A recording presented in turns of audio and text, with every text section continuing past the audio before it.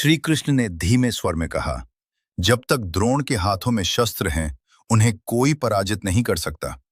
उनके इन शब्दों में केवल एक कथन नहीं, बल्कि युद्ध की दिशा बदल देने वाला संकेत छिपा था।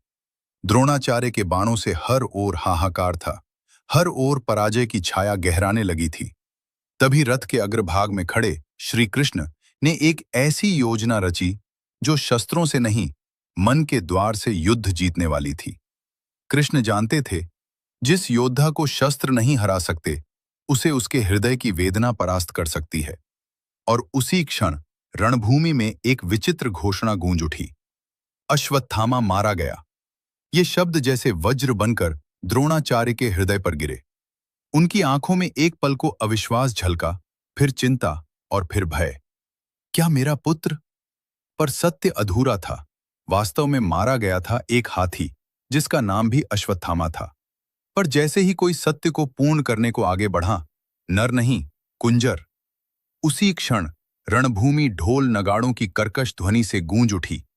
सत्य का अंतिम अंश शोर में दब गया और भ्रम ने अपना कार्य कर दिया।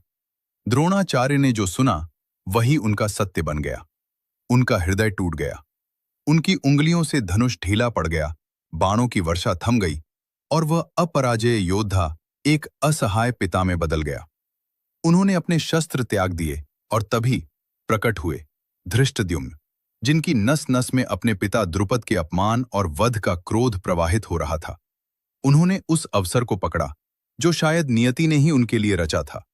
तलवार उठी और अगले ही क्षण महान गुरु द्रोणाचार्य का शीश उनके धड़ से अलग हो चुका था।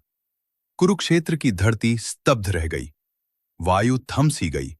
उस दिन यह स्पष्ट हो गया कि युद्ध केवल बाहुबल से नहीं, बल्कि मनोबल और भावनाओं के सूक्ष्म आघात से भी जीते जाते हैं। पर उसी के साथ यह प्रश्न भी जन्मा, क्या विजय के लिए सत्य को अधूरा कहना उचित है? और यही प्रश्न महाभारत को एक साधारण युद्ध नहीं, बल्कि मानव धर्म और अधर्म के बीच की सबसे गहरी पहेली बना देता है।